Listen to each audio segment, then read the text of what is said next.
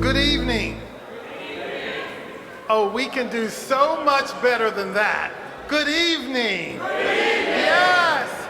Welcome to Baltimore City Hall. And boy, it's been a long time coming. Welcome home.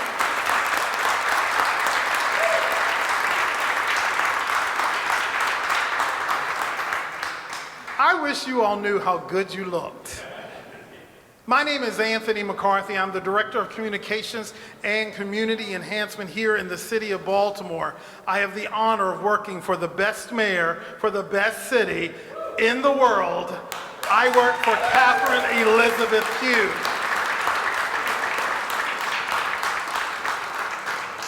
There are some folks here I want to introduce before I bring up the mayor. We are honored to have our police commissioner, Kevin Davis, with us. Commissioner Davis, there he is.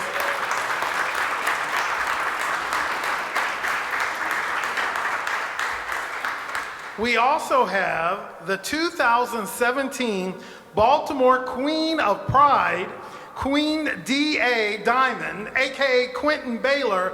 Your Majesty, please stand.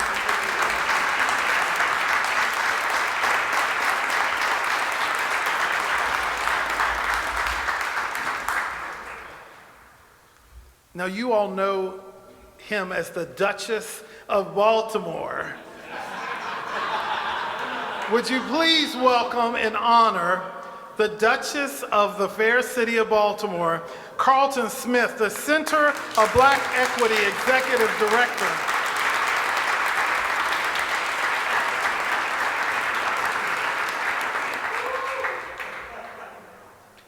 Representing our wonderful delegate, we have a champion in Annapolis that fights for us on so many levels, representing Delegate Maggie McIntosh, and she'll receive a medal for the delegate this evening. Jeannie Ferretti is with us. Jeannie, thank you so much for being here.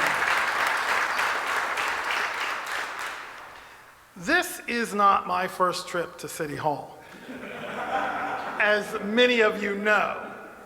But I have to tell you, when you work for someone that does more than talk the talk, but walks the walk, when you work for someone who has spent their entire public career fighting for the civil rights and the humanity of all people, when you work for someone who says at the end of the day that she will stand with you come hell or high water, and does it, you don't mind getting up early every morning and staying here late every night because we're getting the work done.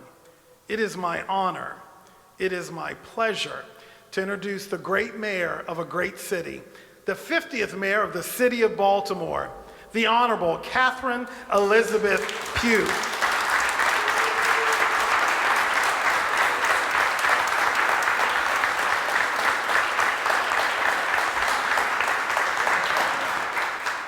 Let me just say what an honor it is to be here with you all this evening. Anthony is not just an employee of City Hall, he is a friend of the city, and I'm certain a friend to you all as well. He has been one of my confidants for quite a long period of time. He stood with me through thick and thin, and I've always stood with him through thick and thin. Let me just say, you know, one of the things that I've learned in this job is that we don't always have to agree. We certainly can be respectful of each other in our disagreements. And I've had the wonderful opportunity to work with so many great people. And let me acknowledge some other elected officials who are here. My sister and my friend, Senator Joan Carter Conway.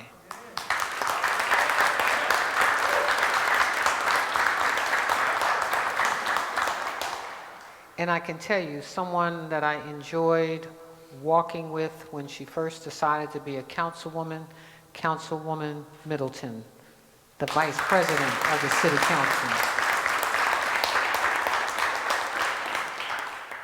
And one of the members of our City Council, the only female that was elected with this new group of council people, Councilwoman Sneed.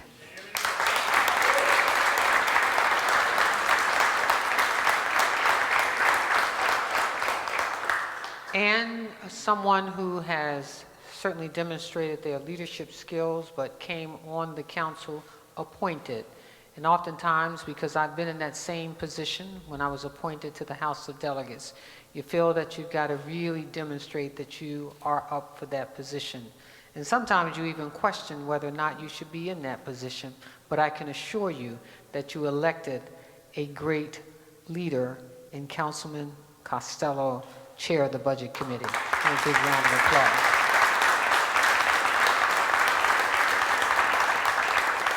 Commissioner Davis, would you please join me for just a few minutes here? I get the opportunity to work alongside of some really, really smart people. And they're people who will, again, not agree with our structure nor our strategy.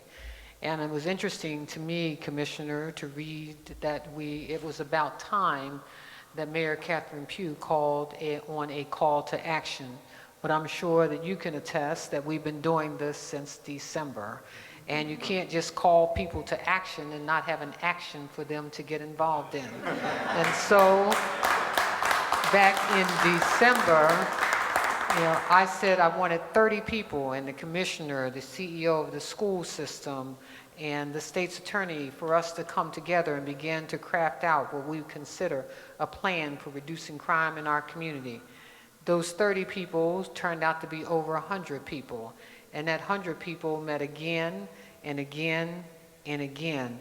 And then we put together a smaller group to say, what does a call to action look like? What do we want that to do? What do we want to accomplish in that process? And I can tell you, from youth, as you well know, to older folks in the city, that we talked about how we work together and respect every single member of our community. And it is in that respect that I believe that as we come together and focus on our problems, that we will reduce crime, because there is a strategy. One is to engage every aspect of our community, every individual.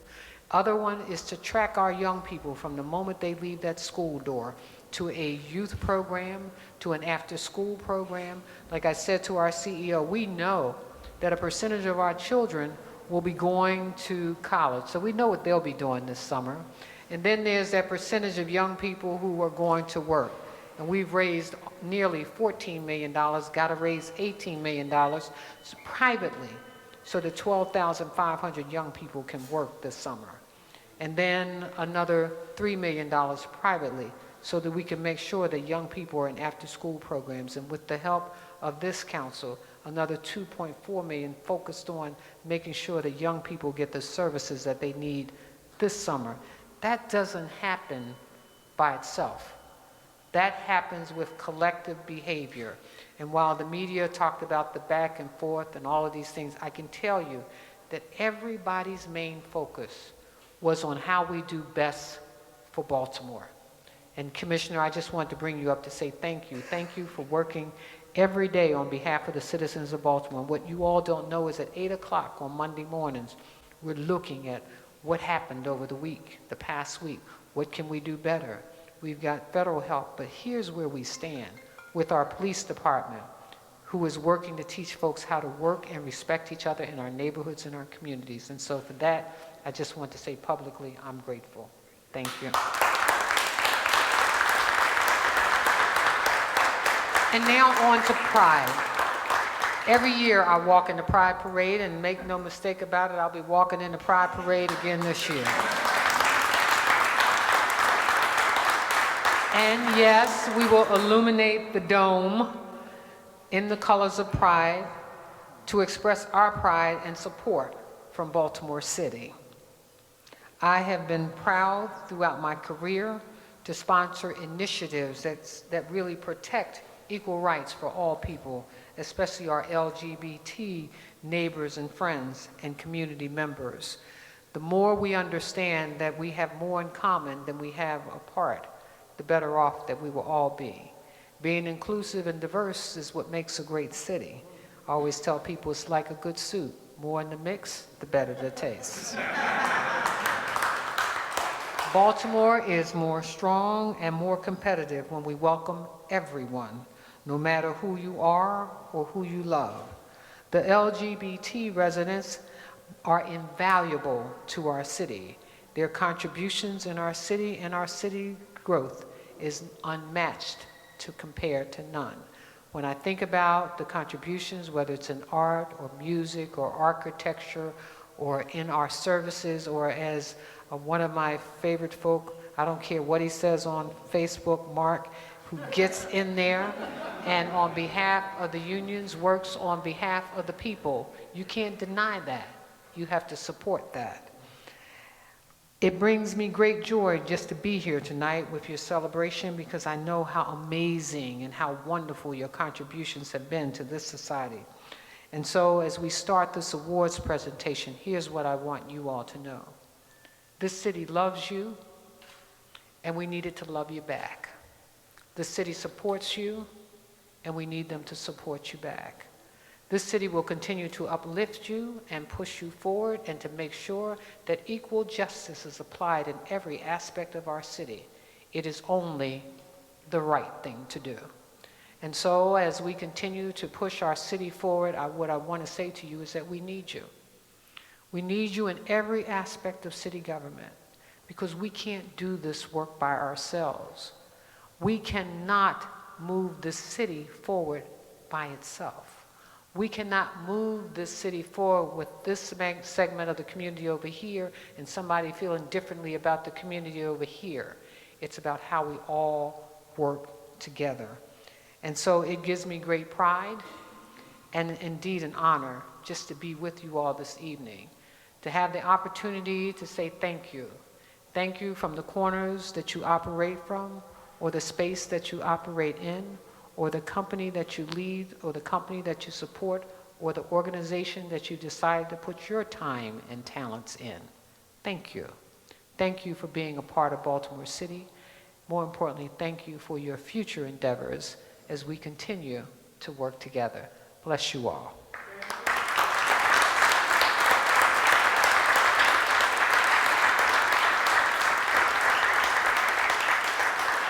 And so I have some special medals that I would like to hand out this evening.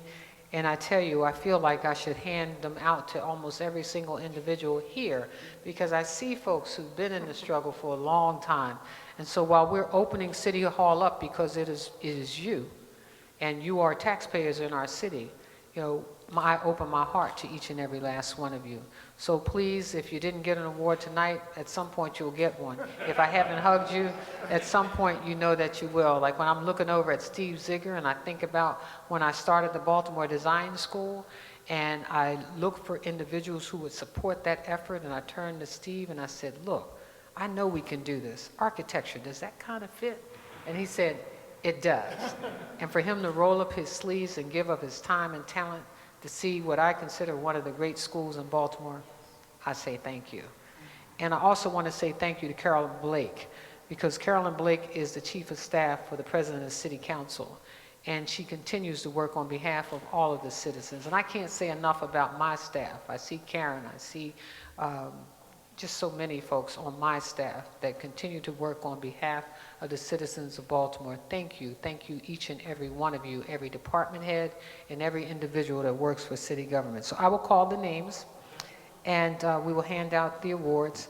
And again, I want to just say thank you to all of you. We do have, as you well know, these proclamations that I don't really like to read, but it does kick off Pride Week. And it does go whereas, wherefore, whereas, wherefore, whereas, wherefore. And then at the end, it says, this year, Baltimore is so proud that we're going to have this weekend. And more importantly, not only are we going to parade up Charles Street, this is 42 years of us rallying together. That deserves a round of applause.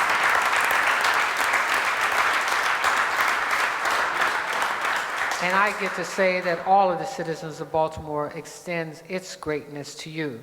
Therefore, I, Katherine E. Pugh, the 50th mayor of Baltimore City, proclaims June 17th through 18th, 2017 as Pride Weekend in Baltimore.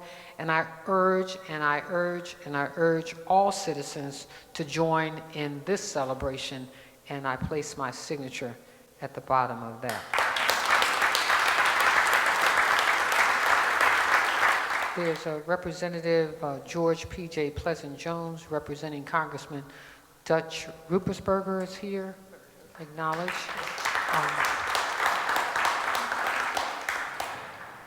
I didn't know whether our senator wanted to share a few words with us. Okay. Okay. Well, let me tell you, she dittos it in Annapolis as well. Jabari Lyles, who is the president of the board of the GLCCB. Where is Jabari? Okay. All right, he's not getting an award. That was just an acknowledgement. Just wanted to make sure everybody knew he was in the house. Okay. So let me begin the awards. Lillian Amaya. Lillian is the co-founder of IRIS and a leader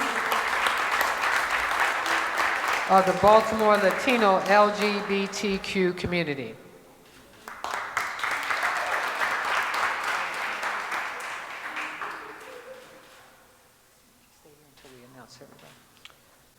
Sergeant Kevin Bailey.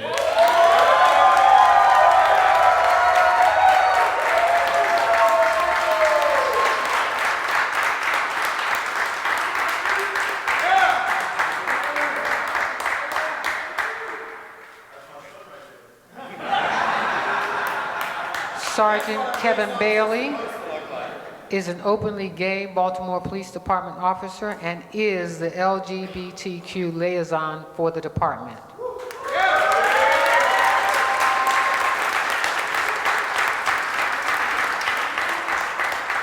Ian James.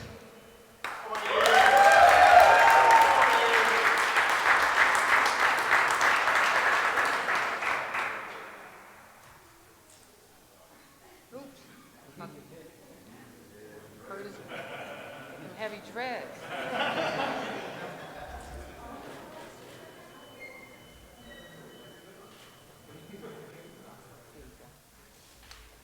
Ian is an outreach worker and peer navigator for Star Trek.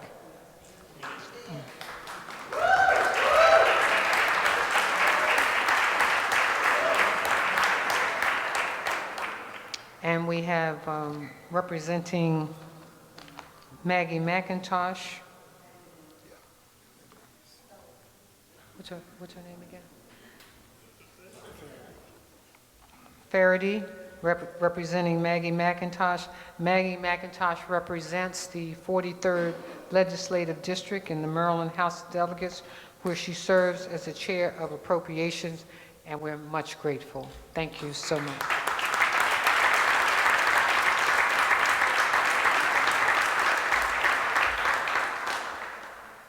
Mark Malone. Mark, I've probably known Mark's mother longer than I've known Mark. Because for those of you who don't know, oh, there she is. Baltimore reads. Baltimore reads. But let me just say, on behalf of SEIU, Maryland, and the DC Political, he is the DC Political and Legislative Director for both Maryland and DC. He advocates on behalf of working families, on working people.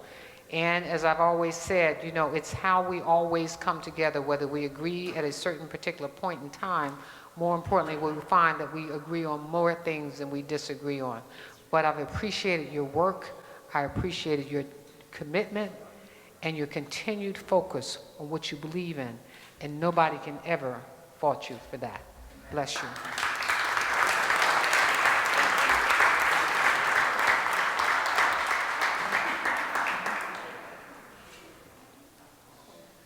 Merrick Moses.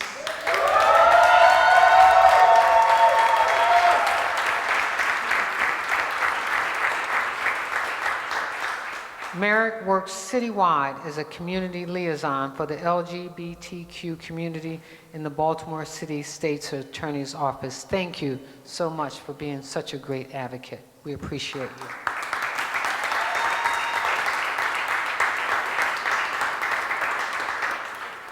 Kenneth Morrison. Kenneth Morrison.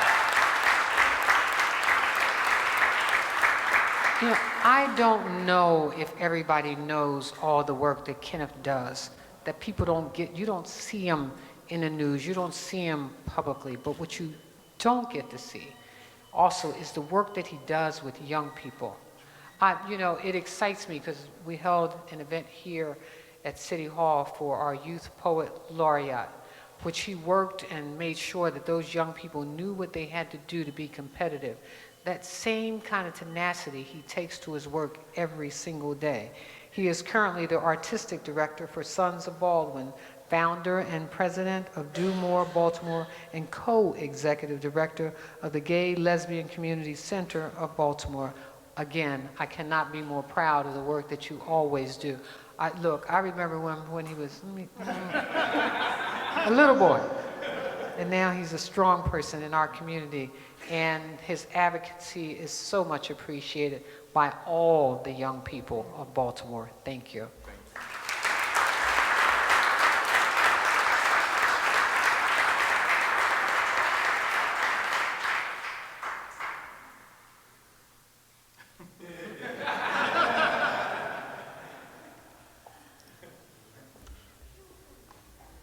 Ava Pipitone.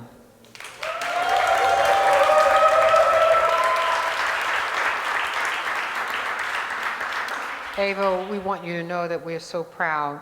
We're so proud of you and your role in the Transgender Alliance, the work that you've done to advocate on behalf of all transgender individuals, and more importantly, to help people recognize that you are part of a whole community and that none of us can expect anything from anyone if we don't expect it of ourselves.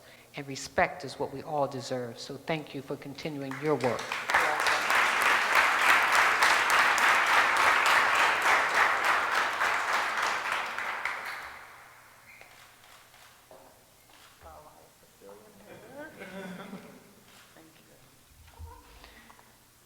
And some would say you just save your closest friends. But anyway, one of my favorite architects in Baltimore who is always willing to step up and step out, who advocates not just on behalf of the talent that he brings as an architect, but on behalf of our city, whether it is related to education, cultural, or historic renovations, he's out front.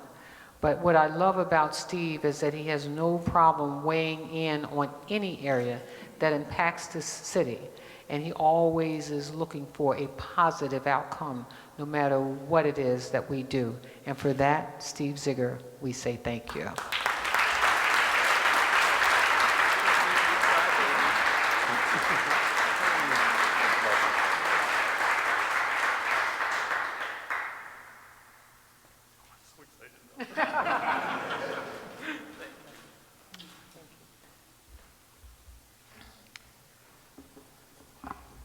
I should have had a medal to give to Anthony McCarthy. Let's give Anthony McCarthy a big round of applause.